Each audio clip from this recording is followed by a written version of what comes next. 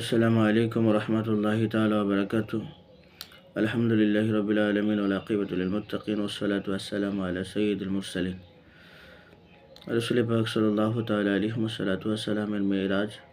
আল্লাহ পাক আল্লাহ তাআলা কোরআনুল কারীমের ভিতরে বলেছেন, সুবহানাল্লাযী আসরা বিআবদিহি লাইলাম মিনাল মাসজিদিল হারামি ইলাল মাসজিদিল আকসাল্লাযী বারাকনা হাওলাহু লিনুরিয়াহু মিন আয়াতিনা ইন্নাহু হুয়াস সামিউল বাসীর।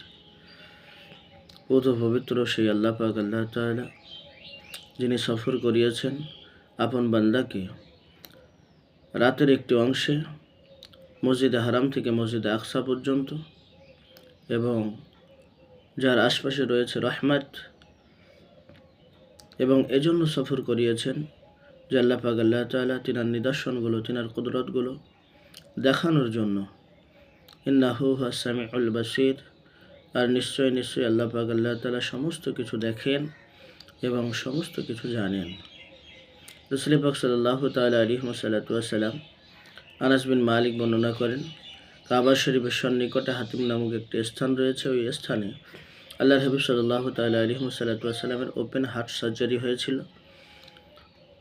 নবীজি বলেন যে বুক থেকে নাভি পর্যন্ত চিরে দেওয়া হলো, ফেড়ে দেওয়া হলো, এবং সেটা থেকে কলব হার্টটাকে বাহির করে স্বর্ণখচিত প্লেটে রাখা হলো। আবে জামজামের পানি দিয়ে ধৌত করলো, এবং সেটা থেকে হাসাদ, কিবির,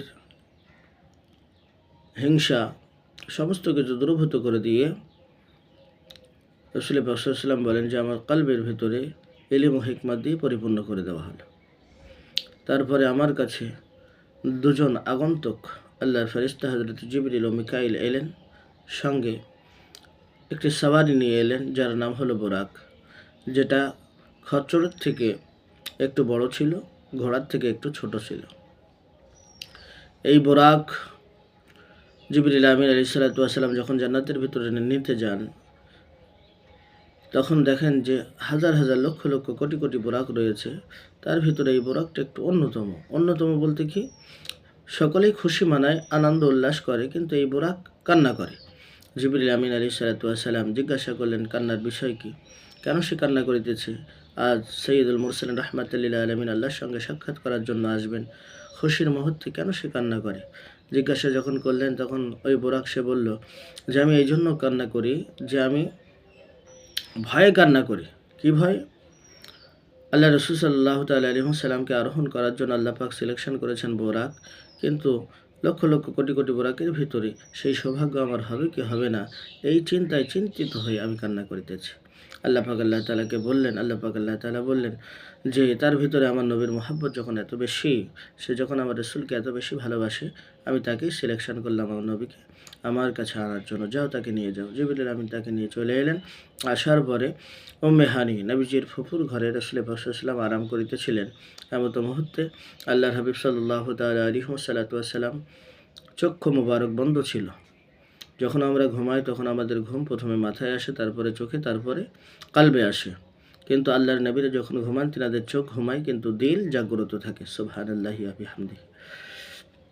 ভাইয়েরা আমার, রাসূল পাক সাল্লাল্লাহু তাআলা আলাইহি ওয়াসাল্লাম বলেন, জিবরিল আমিন আলাইহিস সালাতু ওয়াস সালাম আমাকে কেমন করে ডাকবে, জাগ্রত করবে, এই চিন্তায় চিন্তিত হয়ে গেলেন যে রাসূল পাক সাল্লাল্লাহু আলাইহি ওয়াসাল্লামকে যদি আওয়াজ করে ডাকি, যদি স্পর্শ করে ডাকি, তাহলে হয়তো বা বেয়াদবি হয়ে যেতে পারে, আর নবীর বেয়াদবি হয়ে গেলে আল্লাহ নারাজ হয়ে যাবেন। এই জন্য এই টেকনিকটা, এই সিস্টেমটা, এই পদ্ধতিটা আল্লাহ পাক আল্লাহ তাআলাকে জিজ্ঞাসা করলেন। আল্লাহ পাক বলে দিলেন ফর্মুলা যে জিবরিল তুমি তোমার ঠোঁট দিয়ে, নরম নরম দুটি ঠোঁট দিয়ে আমার নবীর কদমে বসা দাও, আমার রাসূল জাগ্রত হয়ে যাবে। তাই করলেন হযরত জিবরিল আমিন, তিনার ঠোঁট দিয়ে নবীর কদমে বসা দিলেন। রাসূল পাক সাল্লাল্লাহু আলাইহি ওয়াসাল্লাম জাগ্রত হয়ে গেলেন। ওখান থেকে নবীজি আমার বলেন যে আমি উজু করলাম, উজু করে বুরাকের উপরে আরোহণ করলাম।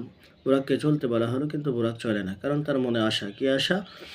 রাসূল পাক সাল্লাল্লাহু আলাইহি ওয়াসাল্লাম বলেন যে বুরাক আমার কাছে আরজি জানালো, ইয়া রাসূলুল্লাহ, ইয়া হাবিবাল্লাহ, আজকে যখন আপনাকে নিয়ে আমি আল্লাহ পাক আল্লাহ তাআলার বাড়িতে যাচ্ছি, যখন আপনি পুলসিরাত পার হয়ে জান্নাতের ভিতরে প্রবেশ করবেন, তখনও যেন আমি আপনাকে নিয়ে ওই জান্নাতের ভিতরে প্রবেশ করতে পারি, আমাকে যেন আরোহণ হিসাবে ব্যবহার করা হয়, এই আরজি আমার কবুল করুন। নবী সাল্লাল্লাহু আলাইহি ওয়াসাল্লাম বলেন, বুরাক যাও, তোমার এই আশাও পূর্ণ করা হবে।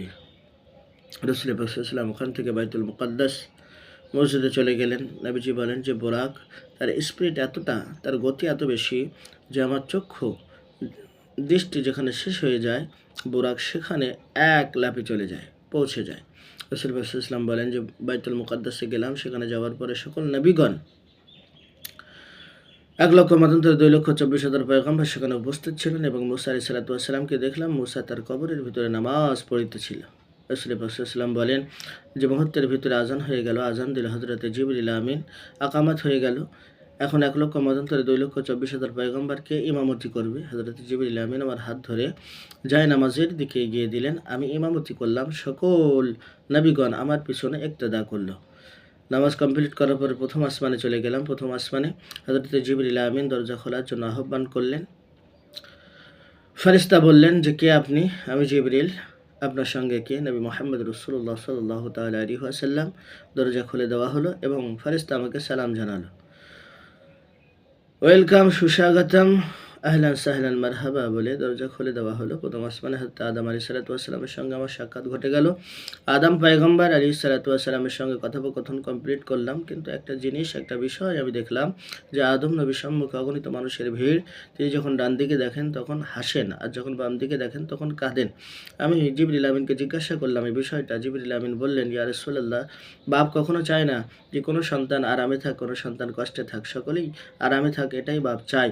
অতএব আদি পিতা হযরত আদম আলাইহিস সালাতু ওয়াস সালাম কিয়ামত পর্যন্ত যত বান্দা-বান্দি দুনিয়ার বুকে প্রেরণ করা হবে, দুনিয়ার বুকে যাবে, সকলেই তিনার সন্তান। তিনি বাপ হয়ে চান না যে কেউ কষ্টে পতিত হোক। তিনার ডান দিকে যত মানুষ আপনি দেখেছেন সব জান্নাতে যাবে, এজন্য তিনি দেখে আনন্দিত হন, এবং বাম দিকে যত রয়েছে সব জাহান্নামে যাবে, এজন্য তিনি কান্না করেন। রাসূল পাক সাল্লাল্লাহু তাআলা আলাইহি ওয়াসাল্লাম ওখান থেকে দ্বিতীয় আসমানের উদ্দেশ্যে রওনা দিলেন। ওখানে হযরত ইয়াহইয়া আলাইহিস সালাতু ওয়াস সালাম, ঈসা আলাইহিস সালাতু ওয়াস সালামের সঙ্গে সাক্ষাৎ ঘটে গেল। তারপরে তৃতীয় আসমানে হযরত ইউসুফ আলাইহিস সালাতু ওয়াস সালামের সঙ্গে সাক্ষাৎ ঘটে গেল। তারপরে চতুর্থ আসমানে হযরত ইদ্রিস আলাইহিস সালাতু ওয়াস সালাম ও হারুন আলাইহিস সালাতু ওয়াস সালামের সঙ্গে, ইদ্রিস আলাইহিস সালাতু ওয়াস সালামের সঙ্গে চতুর্থ আসমানে দেখা হলো। পঞ্চম আসমানে হারুন আলাইহিস সালাতু ওয়াস সালামের সঙ্গে, ষষ্ঠ আসমানে মুসা আলাইহিস সালাতু ওয়াস সালামের সঙ্গে, এবং সপ্তম আসমানে হযরতে ইব্রাহিম আলাইহিস সালাতু ওয়াস সালামের সঙ্গে।